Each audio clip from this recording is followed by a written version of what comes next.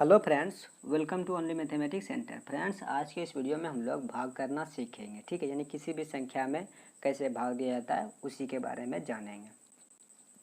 तो देखिए यहाँ पे भाग लिखा हुआ है। ठीक है, तो भाग को इंग्लिश में क्या कहा जाता है? डिवीजन या डिवाइड। ठीक है, तो देखिए यहाँ पे मैंने एक क्वेश्चन लिया है। ठीक है, यानी क्या है?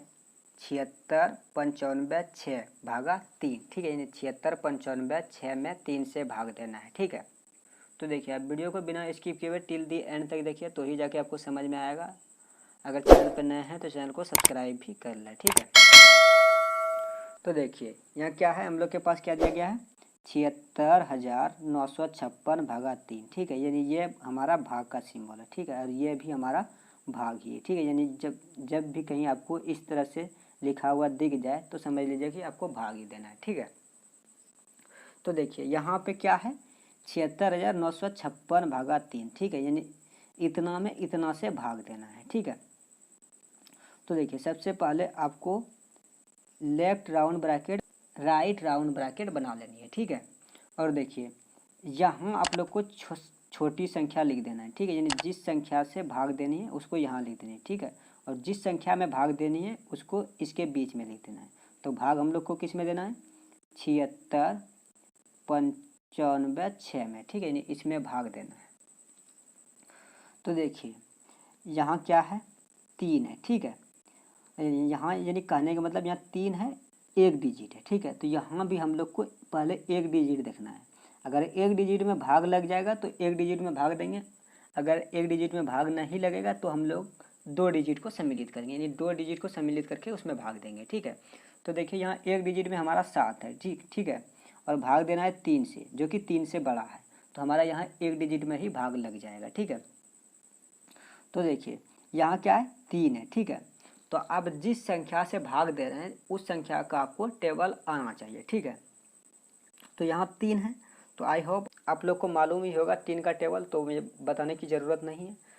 ठीक है, तो यहाँ हम लोग के पास फिर क्या है? 7 है। ठीक है, तो आप लोग को 3 का टेबल कुछ इस तरह पढ़ना है कि उसमें 7 आ जाए, लेकिन 7 से बड़ा नहीं आना चाहिए। ठीक है, यानी छोटा रहेगा तो चलेगा। ठीक है, तो देखिए यहाँ जैसे 7 है। ठीक है, तो यानी यार 3 का टेबल में 7 तो है नहीं, तो देखिए 7 से छोटा क्या क्या आता है? पहले तो 3 आता है, उसके बाद फिर 6 आता है। ठीक है, अगर 3 लेंगे तो देखिए 3 7 से बहुत छोटा आ जाता है। ठीक है, शेषफल हमारा कितना बच जाएगा? 4 बच जाएगा, जो कि 3 से बड़ा आ जाएगा। तो 3 हमारा खाएगा तो क्या खिलाना पड़ेगा? 6। ठीक है, तो 3 के टेबल में 6 कितना बार में आता है?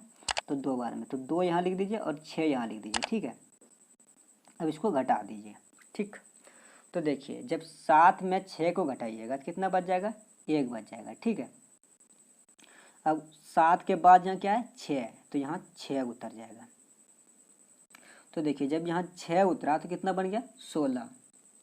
तो देखिए अब यहाँ 16 बन गया। ठीक है, तो 3 के टेबल को अब इस तरह पढ़ना है कि 16 आ जाए, लेकिन 16 से बड़ा नहीं आना चाहिए। ठीक है, यानी 16 से कम रहेगा चलेगा, लेकिन 16 से बड़ा नहीं आना चाहिए। तो देखिए 3 के टेबल में 16 तो है नहीं, तो देखिए 16 से कम फिर क्या है?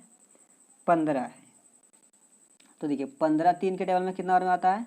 तो 5 बार में आता है। तो 5 लिख दीजिए और यहाँ 15 लिख दीजिए। ठीक है, अब इसको घटा दीजिए। तो देखिए जब 6 में 5 को घटाइएगा कितना बच जाएगा? 1, और इधर 1 1 कैंसिल हो जाएगा। ठीक है, अब यहाँ देखिए यहाँ से हम लोग 6 उतार चुके हैं, उसके बाद फिर क्या है? 9 है, तो यहाँ हम लोग को क्या उतारना होगा? 9। ठीक है, तो यहाँ देखिए जब 9 उतारें तो कितना बन गया? 19। ठीक है, अब आपको 3 का टेबल कुछ इस तरह पढ़ना है कि उसमें 19 आ जाए, लेकिन 19 से बड़ा नहीं। ठीक है, यानी 19 से बड़ा अगर आएगा तो ये खाएगा नहीं। ठीक है, तो यहाँ हम लोग को 19 से छोटा ही खिलाना पड़ेगा। तो देखिए 3 के टेबल में तो 19 है नहीं, तो क्या करेंगे? 19 से छोटा लेंगे। तो 19 से छोटा क्या है? 18 है 3 के टेबल में, तो 18 3 के टेबल में कितना बार में आता है? तो 6 बार में आता है। तो यहाँ 6 लिख दीजिए और यहाँ 18 लिख दीजिए। ठीक है, और उसके बाद फिर यहाँ घटा दीजिए। तो देखिए 9 में 8 घटाइएगा, कितना बच जाएगा? 1, और इधर 1 1 कुछ नहीं बचेगा, यानी 1 में 1 घटेगा तो 0 बच जाएगा। ठीक है, अब यहाँ देखिए हम लोग 9 उतार चुके हैं, उसके बाद फिर क्या है? 5 है, तो यहाँ 5 उतार दीजिए। ठीक है, तो देखिए जैसे यहाँ 5 उतरा तो कितना बन गया? 15। तो देखिए 3 के टेबल में तो 15 है, तो 3 के टेबल में 15 कितना बार में है? तो 5 बार में, तो यहाँ 5 लिख दीजिए और यहाँ 15 लिख दीजिए। ठीक है, अब इसको घटा दीजिए। तो देखिए जब 15 में 15 को घटाइएगा तो कितना बचेगा, कुछ नहीं बचेगा, ठीक है। यानी ये पूरा पूरा भाग लग गया, ठीक है। अब उसके बाद फिर क्या है, 6 है, तब यहाँ क्या क्या उतर जाएगा, 6 उतर जाएगा, ठीक है। तो देखिए 3 के टेबल में 6 कितना बार में आता है, तो 2 बार में आता है, तो यहाँ 2 लिख दीजिए और यहाँ 6 लिख दीजिए। अब इसको घटा दीजिए, देखिए जब 6 में 6 को घटाइएगा क्या बचेगा, कुछ नहीं बचेगा। तो देखिए जब 3 से 76,955 में भाग दिए तो ये हमारा 3 से पूरा पूरा इसमें भाग लग गया, ठीक है।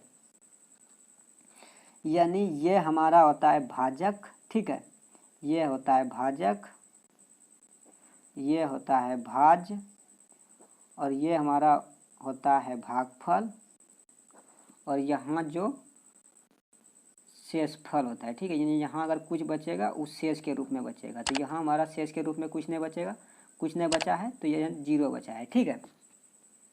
तो हमारा भागफल कितना निकल गया, 25,652, ठीक है। यानी भागफल ही हमारा आंसर हो जाएगा, ठीक। और इसको क्या कहा जाता है, भाज, इसको भाजक, ठीक है। तो आई होप आपको ये चीज़ समझ में आ गया होगा। अगर आपको ये वीडियो पसंद आया तो इस वीडियो को लाइक करें और साथ में ऐसे ही वीडियो पाने के लिए चैनल को सब्सक्राइब भी कर लें।